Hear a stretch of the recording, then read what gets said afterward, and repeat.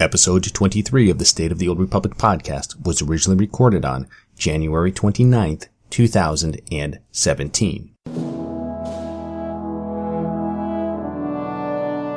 It's the State of the Old Republic podcast.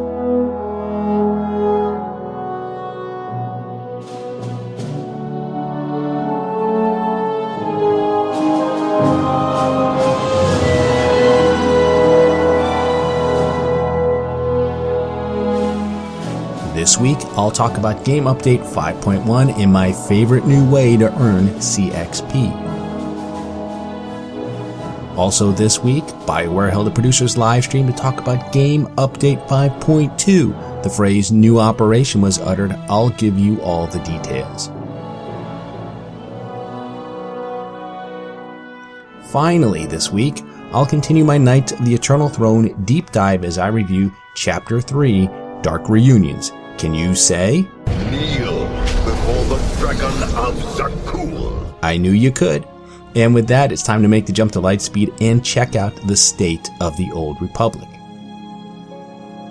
Well, welcome to episode 23 of the State of the Old Republic podcast. I'm your host, Ted, and as you heard in the opening, I have another great show lined up for you today. And just, I do try and keep this at 30 minutes or less, but I don't think that's going to happen today. I think we're probably going to run over because there is a lot going on in the Old Republic right now.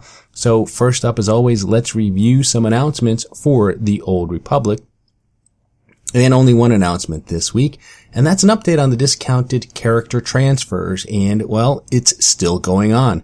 And according to Eric Musco, they will remain at their discounted price for the foreseeable future. And they'll give at least 1 week's notice before reverting the price back to 1,000 CC. So the cost is currently 90 cartel coins, which is pretty cheap, and you can bounce characters back and forth as much as you like. So, alright, with that, it's now time to slice the HoloNet and go over the news this week. And first up is emergency maintenance. That's right. If you tried to log into the game, I think it was on January 27th, you saw that the servers were sort of mysteriously taken down without much warning, and they had to do a bit of emergency maintenance. So what was that all about? Well, this is what Eric Musco had to say, and he said there was an issue that when someone in certain zones completed a mission and hit the accept button to complete it, they would receive the rewards, but the mission wouldn't actually complete. And this meant someone could infinitely hit the accept button over and over again and reap those rewards. So anyway, so it sounds like it was reported by a few people, and they caught it very quickly and got it resolved. Unfortunately, they did have to take the servers down unexpectedly to do that, but hey, it's done, it's over with, and that's that. So the other big news from this past week, of course, was the producer's live stream that was held on January the 25th, and where, among other things, they announced some of the content plan for Game Update 5.2, which will release at the end of March or in early April. So, Game Update 5.2 is called the War for Iocath, and it includes master modes for Uprisings, a new storyline, returning companions, a new daily area, and wait for it, a new operation. So let me start with the new operation. It's going to have 5 bosses, and it's going to be released in stages. So Game Update 5.2 will introduce the first boss, and it will have story and veteran modes to start. And then throughout the year, the remaining bosses will be released along with the master mode difficulty for the first boss, and then the successive bosses as well. Now, it's not clear if this is a single op instance where you kill the first boss and then a new wing with trash that leads to the next boss opens up, or if each boss will have its own instanced area, and when they're unlocked, you can go straight to one and do them in any order you wish. We just don't know that yet. I suspect it might be the latter, though, and it might be self-directed and boss heavy and trash light, but no details about the actual logistics on this operation have been released. Right now, we just know that there are going to be 5 bosses. It was also noted, they didn't mention this in the live stream, but Eric Musco mentioned on the forums that it will be both 8-man and 16-man. So the idea that maybe they were trying to scrap 16-man. Nope, it's going to have a 16-man mode. And the idea that they were going to try and get rid of those nightmare modes, right? Which is now called master mode. Well, that's not happening either. This will have story, veteran, and master mode difficulties. Now, as far as the first boss is concerned, we'll be fighting Tithe, who is a member of the Zakuulian pantheon and is their god of rage. They said the encounter should be challenging and that it was designed by the guy who did the Revenant encounter in the Temple of Sacrifice. And I have to say, hearing this gave me pause and just made me wonder a little bit about the size of their ops team, because they made it sound like their ops team is now one guy sitting alone in a dark room just thinking of different ways to kill us. And I have to say, it's kind of creepy, and I hope I never meet them. I am looking forward to this operation, though.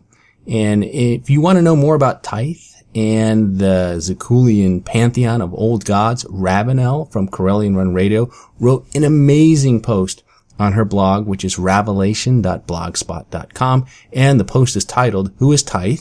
The War for Iokath and the Old Gods, SWTOR Raid Boss Speculation. Now, her theory is that the other 4 bosses will be the remaining gods from Zakuul's pantheon, which makes all kinds of sense, and I think she's right. In addition, she has tons of information on not just Tithe, but the others as well. So if you like the lore, which I do, you will absolutely enjoy this post. So head over to her blog and check it out. And I will have a link to the post in the show notes. And I've also tweeted about it as well, so you can find it somewhere on my Twitter timeline if you follow me on Twitter. And by the way, I continue to be impressed by how much background lore and story exists solely to support the main story. Now, as I mentioned, we're getting one of the 5 bosses in Game Update 5.2. The others will be released throughout the year.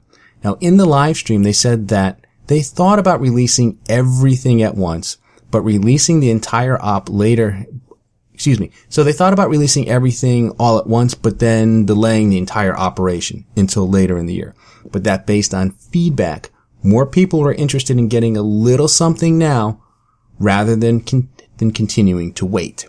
Now, I believe that to be true, and while it's a bit unconventional, I think this works quite well for Star Wars The Old Republic.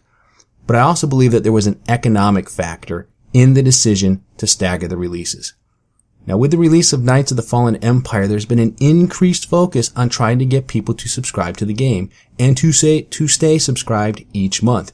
They doubled down on that idea in Knights of the Eternal Throne by locking free-to-play players out of pretty much all of the new content. Now in Knights of the Fallen Empire, they stretched things out by staggering the story chapters. They went away from that in Eternal Throne, but now they're doing it with the ops bosses. Not only is this aimed at keeping people subscribed, but you know, with each update, they release a new Cartel Pack, and that's as big a source of revenue in my mind, if not greater than the subscriptions themselves. And not only that, but those Cartel Packs, they're not targeted at free-to-play players. They're targeted towards the subscribers. We are the ones who are buying them up and consuming them, not the people that don't subscribe to the game. Because think about it. I mean, if you can't, find the means to subscribe to the game, or if you don't care enough about the game to actually have a subscription, you certainly aren't going to throw money at the cartel market and buy Cartel Packs. It's just not going to happen. So really, I believe the main consumers of these Cartel Packs are, in fact, the subscribers. And they do tend to release these packs with every game update. And, unlike World of Warcraft, which can survive large content gaps, I don't think Star Wars The Old Republic can afford to go very long without releasing something new. And ops are a pretty big draw for people, and stretching them out, I believe, will help to keep people around. And I'm not saying that this is a good thing or necessarily a bad thing. I think this is just kind of the world we live in, so to speak, when it comes to Star Wars The Old Republic. And it's kind of like we're going on a road trip, right? And we're driving our car, and with The Old Republic, we start to run out of gas, and then they release a little bit of content, right? Just further down the road, and they fill up the tank. But not all the way. They fill it up a little bit, and just enough to get you to the next destination and the next station, and then they release something like a Game Update 5.2, right? And there's the first raid boss. And so we've got a little bit more fuel in the tank, and then we drive a little bit further, and then we start to run out again. But then they will release game update 5.3, and they fill the car up just a little bit again. World of Warcraft, on the other hand, they give you a full tank of gas and a cooler full of food and beverages, and you hit the road until there's nothing left, and then you're stranded for 8 months with nothing to do until they resupply you. And that's one of the things I actually like about Star Wars: The Old Republic, is that they are able to release something new every month or maybe every other month. It really is a fairly constant stream of new content. Now, it's not always operations, obviously, because it's been, 2 years since there's been a new operation, but we have gotten plenty of new content almost every month, probably since they did Shadow of Revan, probably since Ziost, right? I think Ziost, was the end of Shadow of Revan, and that's really, starting from them, we started to get little things. I think we got some stuff that summer, like the Stronghold, Togruta, leading up into Knights of the Fallen Empire. And then ever since then, we've just getting a little bit, every month, every other month. And that's continued through Knights of the Eternal Throne. But I think that, the reason we're getting these staggered bosses is to keep people engaged, keep them hanging around, just, fill up that little bit of a tank, keep us moving, and also keep us buying those cartel packs. And you know what? I think with Knights of the Fallen Empire, it's all subjective, right? Whether or not the stuff is good, but people like that stuff. I like that stuff. People like getting those unstable Peacemakers lightsabers. I follow a lot of people on Twitter, and the number of folks just showing off their bold Hellions armor sets on their various different characters. People like getting armor. People like getting mounts. People like getting weapons, and they like it when their characters look good. Look, let's face it, there's an entire site, Tor Fashion, dedicated to the various different outfits that people come up with and can create for their characters. So that is a big part of the game, and people like it probably more than they're willing to talk about. And so I think, the whole idea of the cartel market is it's a big reason why I think they chose to stagger these bosses, and it's also probably why, something I think they probably thought about ahead of time, right? They said, well, we're going to do a new operation in Knights of the Eternal Throne, and I think they knew that going into the expansion, and they probably polled some people with asking, would you be okay if we went with this method, hoping that the response would be favorable, because that was likely the direction that they were hoping to go in. And that's what they probably planned I'm guessing they planned from the outset, that they didn't just decide, okay, Knights of the Eternal Throne is released. It's, January here, early January. We're getting some feedback. What do we want to do? What do we want to do next? Oh, all right. I guess we'll do an operation. And they just pulled one out of their hat, as well as a whole new storyline on Iokath and everything. No, that stuff takes planning, takes time. You got to schedule voiceover actors. You got to write that storyline and everything else, which I'll talk about in a minute. But anyway, but I think, that probably also factored a little bit into why they decided, hey, let's give them the whole story up front, because we'll have these operations bosses that we can stagger, later on in the expansion, and we'll just use the op to do what we did with the story chapters in Knights of the Fallen Empire. So there you go. And again, I think it probably it is what it is, and that's just what this game needs to function. So, all right. Well, enough of that. Let's talk about some other stuff here. So in addition to the operation, we're also getting a new storyline and a new daily area. Now, I don't get to do this often, but as they say, even a broken clock is right 2 times a day. So let me fire up the Wayback Machine, and we're going to go back in time all the way to last week and episode 22, where I talked about Future Story and how it might play out. And here is what I said. And so maybe that would be the first big choice you'd make in this next story, is which side do you help? The Sith Empire or the Galactic Republic? And this could start 2 very different story arcs and would involve us maybe even handing over the Eternal Throne to someone on Zakuul and just saying goodbye. Now that was my idea for Future Story, and here's what Charles Boyd said about the storyline coming in Game Update 5.2 during the live stream. But as soon as your scouts arrive, we learn some new interesting things, such as they also find some scouts from some other people, the Galactic Republic and the Sith Empire. All 3 groups have moved in on Iokath, and it's going to be up to you as the Alliance Commander to choose a side between them, choose which side to support, and ultimately lead the charge to that super weapon and secure it against your enemies. That's right. And as you can see, it's eerily similar to what I talked about. Mine was a bit grander in scale, but the idea that we're now our own faction and that the story would involve the Empire and the Republic and that we would need to choose a side, I think was spot on.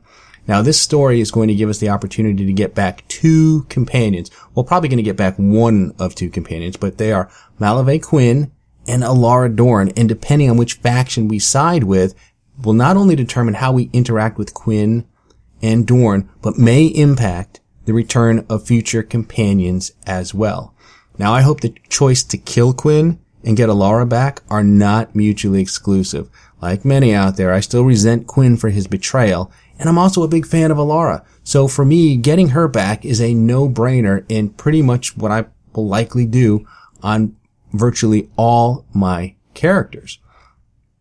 Now, of course, they didn't get into a lot of detail about this, but this did spark some questions over on the forums this week that Eric Musco took the time to follow up on. So let me just review that real quick. And someone asked, if my Jedi Knight elects to side with the Empire to obtain Quinn, and because she's beyond frustrated with the Republic, and then according to Charles, this may affect future companion recruitment, does that mean she won't be able to get any of the future Republic-sided companions or just some?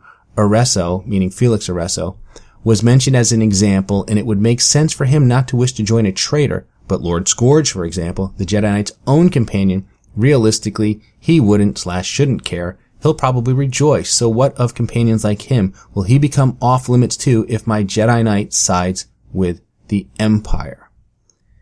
And then they also asked, what of our already recruited companions such as Theron and Eric Jordan? If we're Jedi, smuggler, trooper, but side with the Empire, will we lose them or say Pierce in a reverse situation if your Sith chooses with the Republic?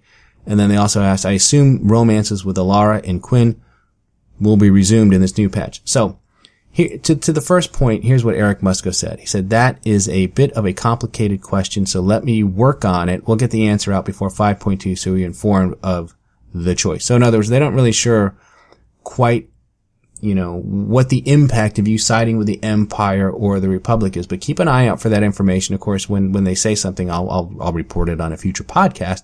But yeah, that is a big deal, right? Because you don't want to get locked out of a choice, somewhere down the line because of something you did now that you had no idea what the impact might be later on. So I think that's a great question, and so we'll have to wait and see. He went on to say the choices you make in 5.2 will not impact companions that you already have, which is good. And then he went on to say about the romance option, he said, yes, warriors and troopers will be able to continue their romance with these companions. However, note that it is possible that some of your past decisions could come back to impact your relationship. Obviously, if you decided to choose a romance with Theron or Alana, yeah, that might impact how these guys feel about it when they come back. Now, the story, of course, will take place on Iokath, and there will be a new daily quest area. And once again, I want to fire up the Wayback Machine, and this time I'm taking you back to episode 15, where I said this about daily quest areas. And then you got to do other things, including getting inside a ginormous robot, which was awesome. So I'm really glad that they're finally able to come up with more creative things to do, not just in the stories, but in terms of quests, if you will. And maybe this will be a stepping stone if they ever decide to create a new daily zone instead of just, click on this, blow this up, kill 10 of these, collect 20 of those. That maybe they can now start to give us some more interesting things to do, and in the form of, say, a series of daily quests or planetary quests or something like that. So it's nice that we're seeing these capabilities enter into the game, and not only just questing, but maybe, and I sort of talked about this before with the uprisings, which I'll get into in just a little bit. And now here is what Ben Irving had to say about the new area coming in Game Update 5.2. So I don't know if you want to talk about this at all, because it could be spoilery, so feel Sure. free to just say Just cut you off. That's a silly suggestion. But in this daily area, you can do things that are very different than other daily areas. Is there anything that we can talk about there? A little couple hints, maybe? Yeah, I mean, we've added some new gameplay, certainly, in the recent chapters, like being able to take command of a walker on Voss or on Odessen. We're definitely looking into doing stuff like that and expanding those options even into some new areas, which I won't get into quite yet. Because that was something my first impression, Right. kind of going through it and taking a look at it, was, oh wow, this feels like a V2.0 of a daily area. Yeah, very much taken all so. those learnings from before and made some cool new stuff. Yeah, that was very much our goal, right? We wanted to...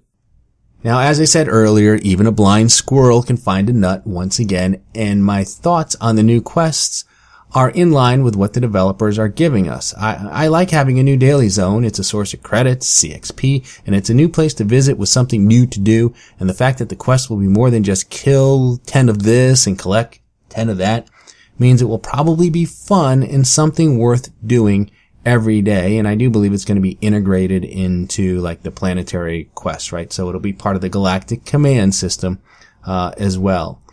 Now, it should also be noted that there will be a couple of reputations associated with the story. One if you side with the Empire, and one if you side with the Republic. So, on to some other topics that were covered in the live stream. They talked about Galactic Command gearing, and they're still getting feedback that it's taking too long. Yes, it's taking too long.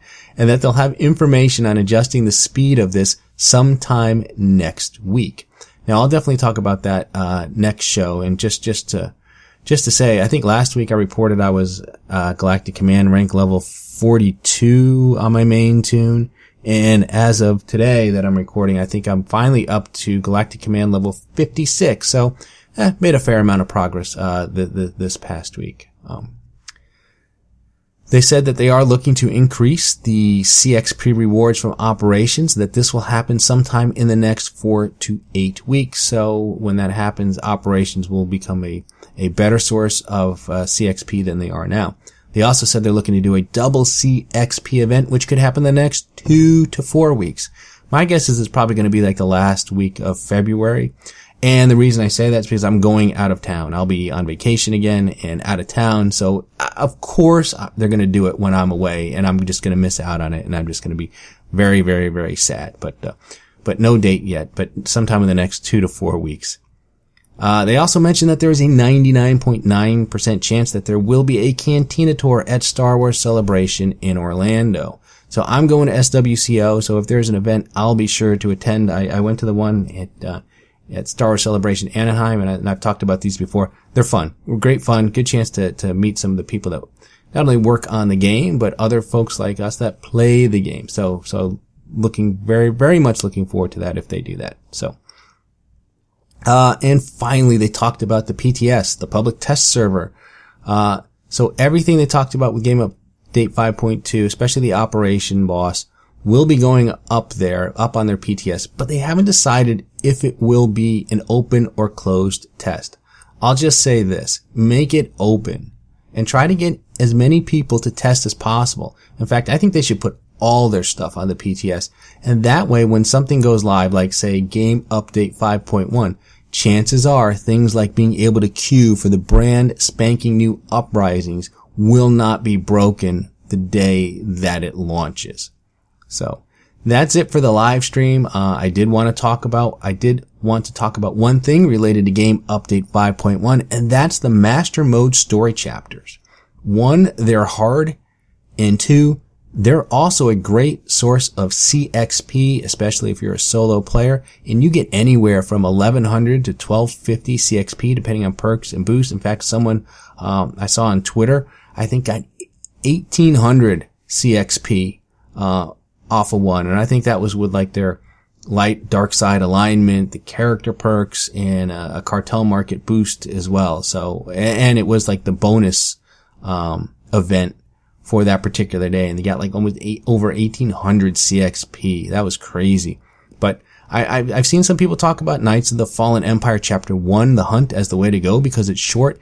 And while it is short, that droid at the end packs quite a wallop. It took me a while, but I can finally defeat him. But I don't know if I'm yet to the point where I have him on farm per se. Now, the first time you try it, Darth Mar will get a big burst of influence, which is very nice. He went from 2 to 28 for me. I then took him to the fleet and boosted him up to 50. And even at influence level 50, he's still barely able to heal me through it. Now, Chapter 2 of Knights of the Fallen Empire, A Dream of Empire, is an entirely different matter. It's equally short, taking at most 15 minutes, and is much more doable. I've been running this virtually nonstop, and I haven't been doing anything glitchy or gimmicky either. You have to pay attention, and sometimes the NPCs can get in some lucky shots, but it's not too bad. And it should be noted, I'm doing this on my main tune, which is a mercenary arsenal discipline. So I am ranged DPS. So I'm running through Chapter 2 as ranged DPS. I don't know how it works with other ranged classes. I don't know how it is for melee. I just know that for mercenary, and I guess likewise for a commando, it's pretty good, and you ought to give it a try. Things to note, most normal NPCs in there behave like normal NPCs. They're weak and you can easily dispatch them. I do recommend single targeting them rather than AoE, as AoE may not be strong enough to get them down quickly. And although they don't pose a real challenge, they can get in some critical hits. So you do have to be mindful of your health and ready to pop a med pack or a defensive CD if they happen to get in a lucky shot or two. Same goes for the elite NPCs. If you're facing more than one, then CC is advisable. Also be prepared to interrupt and create some distance between yourself and the enemy if they're melee and you're ranged. The big challenge in Chapter 2 is the monolith at the end. And as long as you can kite and interrupt, you should be fine. You actually get a buff from Valkorion that increases your damage and gives you some healing while you're in combat. And he will heal you as if you had a companion. So, like I said, it's just the way that they've chosen to offset the fact that you don't have a companion for this chapter. So, anyway, I did a walkthrough video, which you can find on my YouTube channel, and I'll post, it in the show notes as well. So give Chapter 2 A Dream of Empire and look into Master Mode and grind out some fast CXP. Alright, well, I said I was going to go long today. I am going to go long today. So, the last thing I wanted to do was kind of get back into my Knights of the Eternal Throne deep dive and talk about Chapter 3, Dark Reunions. So unlike previous chapters, I'm not going to give a complete blow-by-blow on this one. Rather, I thought I'd summarize the key events and talk about what's happening. So the key takeaways from this chapter are, 1. Koth is batshit crazy, and if you had any reservations about killing him, this chapter will certainly push you in the direction of ending his journey. 2. Valkorion has a secret weapon to defeat Balin, which he has been sitting on all of this time. And then 3. Scorpio has a bottomless pit of ulterior motives and continues to be a master manipulator. Now, if you recall, at the end of Chapter 2, Scorpio and Balin managed to trick their way aboard the gravestone. Koth managed to escape their capture and is hiding on the ship and calls us for help. He's also managed to lock down the ship's systems. Scorpio and Balin have the bridge, but they don't have the ship yet. Because the gravestone is such an important asset, we race off to save the ship. One of the things I liked is that we board the ship using a boarding pod. They're escape pod-like vehicles designed to breach a ship's hull. And it's a nice departure from taking a perfectly good shuttle and making a spectacular crash landing in another ship's landing bay. Another thing I liked is that we got to play as a mouse droid. One of the ship's areas is locked down and we need to use the mouse droid to enable door controls. And it's a simple maze/puzzle where you have to avoid being spotted by patrolling sky troopers. So it's a combination of stunning them and sneaking behind them. Now, why a mouse droid roaming the halls would cause them concern isn't clear. Maybe they just hate mouse droids, but it's a fun little quest nonetheless. Now, eventually we find Koth, and the conversations vary a little depending on whether he left your alliance or not. But as I said before, it turns out that Koth is batshit crazy, and he's put in a failsafe to prevent anyone else from taking over the gravestone. Now, to unlock the bridge controls, you need to enter a passcode, which only Koth knows, and then you need to enter a hidden secondary passcode, again, which Koth knows. Not only that, but in his infinite wisdom, Koth has wired the gravestone with a quantum bomb, and actually you get a codex entry for quantum bomb, and the bottom line is these things are very dangerous. They're very unstable and unpredictable, and that most military units don't even waste their time with them. That's how bad these things are. So, and failure to input this secondary passcode will trigger the bomb's detonation sequence. Now, Scorpio, of course, is determined to gain control of the gravestone, and she convinces Valen to torture Koth's crew in hopes of gaining information that will help her figure out the passcode. So Valen starts with Len Parvik, and she's able to get enough information to decrypt the first passcode, and so Scorpio does end up getting control of the ship, at which point Valen is now able to pinpoint our location, and she leaves the bridge to come after us. Now, while this is happening, we're running around with Koth attempting to defuse the bomb, with the final fuse being on the bridge. So when we arrive on the bridge, Valen, of course, is gone, and Scorpio, it turns out, is gone as well. And this is where we learn that Scorpio is sort of doing her thing again. Because like we said, we get to the bridge, and she and Valen aren't there, and Koth is now scratching his head wondering why the heck the bomb wasn't triggered, as the first passcode was entered before we defused everything. And then this is when Scorpio contacts us and reveals that she just wants the ship, and she knew about the secondary failsafe, and basically she sent Valen to go and kill us. Nice. So now we have this confrontation with Valen, in which Valkorion reveals himself to her, and during our altercation, he blurts out, "Kneel before the dragon of Zakuul," which subdues her and renders her powerless for the moment. And it turns out that when he took her away as a child and sent her to Nathema, he had her brainwashed and conditioned. Now, I'm not an expert on conditioning, but kneel before the dragon of Zakuul, while a cool phrase, seems a little long when you're trying to condition someone, especially against a force user who can get from one side of the room to the other in an instant. And I feel like if I were to face her, go face to face with her in real life, I'd get like half the words out before she struck me down. It'd be like, kneel before and I'd be dead, right? And dead. But then again, she is an arch-villain, and one thing arch-villains like to do is give grand speeches and pontificate on the many ways they're going to kill you and make you suffer. So because of that, I could probably actually make a song out of the phrase and get it out with no problem. By the way, I'm not actually going to sing a song here, so don't worry. So anyway, we learn that Valen has this weakness, and it has saved us for the moment, but now she knows it too. And so there is definitely some concern that its usefulness is limited at best. But for the moment, Valen needs to steer clear of us. So we do gain a small advantage for now. And one other thing during the fight with Valen is the force of the conflict was enough to trigger the bomb's detonation sequence. And we now have 3 minutes, to disarm it. And it's an actual 3 minutes, meaning it's a timed quest. And there aren't many timed quests in the game, and I usually don't care for them as a whole, but this is probably the best use of a timed quest that I've seen in a long while. It fits so well with the story and creates this nice layer of immersion with the story itself. Now, once you disable the bomb, we arrive at the moment many have been waiting for, and that's to kill Koth. But I believe this is only an option if he abandoned the Alliance. And I have to say, they've done a really nice job so far with these final moments of the story characters. Senya's final moments, if you chose that, were extremely touching, and I thought they did a nice job with Koth as well. He's resigned to his fate, and his final words are, "Goodbye, Lana." So it was very well done indeed.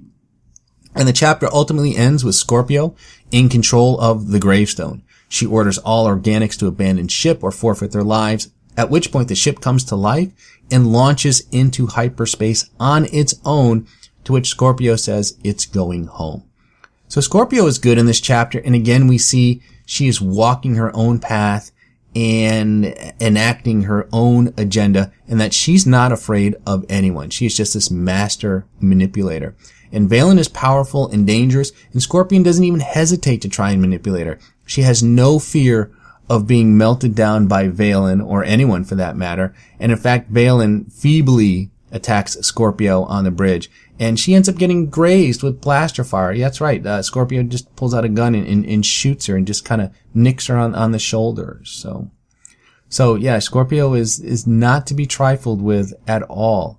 So all in all, I thought this was another strong chapter in Knights of the Eternal Throne, and I thoroughly enjoyed it. Got a lot of good information, learned a little bit more about Balin, some insight into her childhood and into the type of person that Valkorion is. And again, like I said, you got to kill Koth if you chose that, which was a really good moment for a lot of people.